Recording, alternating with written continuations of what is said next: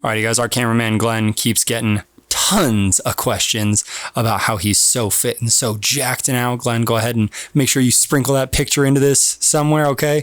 But he keeps getting asked how he lost all this weight, how other people can lose weight. So I'm going to give you guys accidentally 3 easy ways that you can lose weight. And these are actually so easy. There's no tracking. There is no weighing. There is nothing involved. This is just change some simple shit and to some extent make it hard for you to overeat. So let's get to it.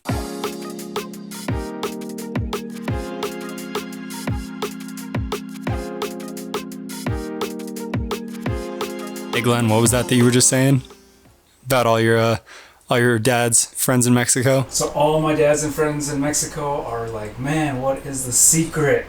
What is the secret? There is no secret. See, but oddly enough, this is relevant to this study that I'm going to talk about. Guys, everybody's always looking for a secret to lose weight, right? Like that's the reason that we end up with all these like bullshit miracle like supplements and yada yada. Like I remember 10 years ago, a huge thing was like raspberry ketones, which is fucking ridiculous because I don't hear about that shit at all anymore. And I remember it was huge. Like people would come to my gym to get these smoothies and specifically request that we use raspberries in their smoothie. Now, I can't remember the exact amount that you need, but I think it was like, you needed it was like 2 or 5 pounds of raspberries to actually get an efficacious amount to actually get the ketone benefit, which, man, that is just, that's some shit. But anyway, today's subject is more or less, can your brain actually outsmart portion sizes, or is your stomach smarter than portion sizes, or whatever you want to call it? Because if we're looking for an easy way, that in my mind would mean something that you don't need to track, something you don't need to weigh or measure or whatever it may be, right? So if you've ever been to a movie theater, you have probably gotten popcorn, right? I don't know if anybody has ever eaten stale popcorn, but it's not very good. There was a study done in 2000 where they had some moviegoers go and watch a movie. They were given free popcorn, and the popcorn was 5 days old. Okay. Again, not necessarily something that people would enjoy. Glenn is shaking his head behind the camera right now. Some were given a medium popcorn and some were given an extra large popcorn. And here was the question: who's going to eat more? I don't think it's a shocker to say that it ended up being the people who had the bigger serving, right? It's kind of obvious because, one, you're going to end up getting limited. Like if the person eats the whole medium bag, obviously they can't eat more. But the thing is, they weren't even noticing that people were getting to the end of these medium bags.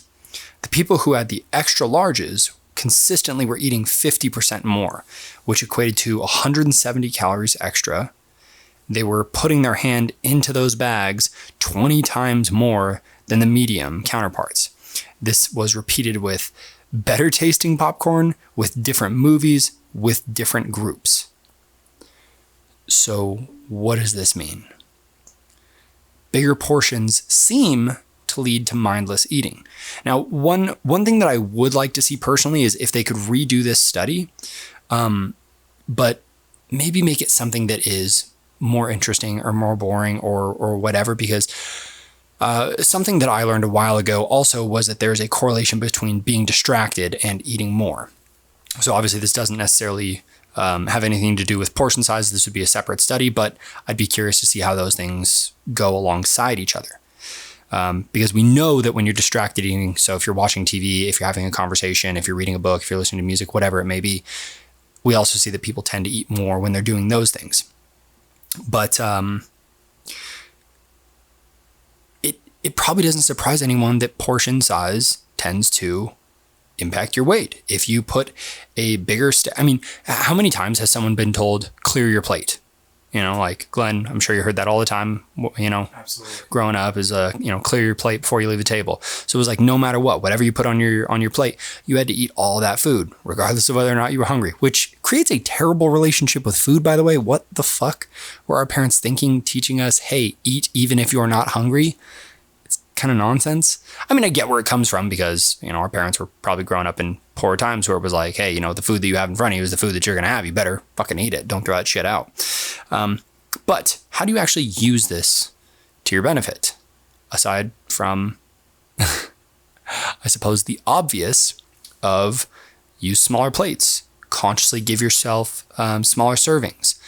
But again, another way that you can do this is to use a more mindful eating approach. There was a joke that I heard where one of the best ways, or one of the easiest ways to get someone to get full quicker and not eat as many calories is to tell them to count how many times they chew during their entire meal. So if you put a bite in your mouth, count, 50 chews. So 1, 2, 3, 4, 5, whatever. You count at least 50 chews per bite. The reason for that is because the food is going to get down into your gut. It's going to send that satiety signal, tell you that you're starting to get full, so you're not going to overconsume quite as quickly, right? But again, that only works when you're not distracted. So we've got a few different things. If we're looking at easy ways to lose weight, and Glenn, you can actually share this to your dad's friends. Easy ways to lose weight. Here we go. Ready? Don't be distracted when you're eating. Use reasonable portion sizes. Count your chews. Is the 3 silliest things, some of them so obvious, one of them so nonsensical, but these all work. These are ways to actually lose weight without tracking, without tracking all your calories, without putting things on scales, without whatever, you may have done in the past, that actually work. Because if you are doing things that naturally cause you to eat less, you're going to lose weight. Period. Plain and simple. This is calories in, calories out, which I have even spoken against in the past, but calories in, calories out is correct 99% of the time. There are very few genetic anomalies where that might not be the case, but even then, it still technically is calories in, calories out. You just have to probably eat way less because you have a significantly slower metabolism or whatever it may be. So that is my big, lengthy way of saying just find ways to naturally eat less food. Yeah. That makes sense, Glenn? Yes, it makes sense. It makes sense to me. Yeah. Alrighty, guys. Easiest way to lose weight is eat less food. Easiest way to eat less food is to find easy ways that make you eat less food without even thinking about it. So, there's that. My name is Andrew with Pride, and we'll see y'all later.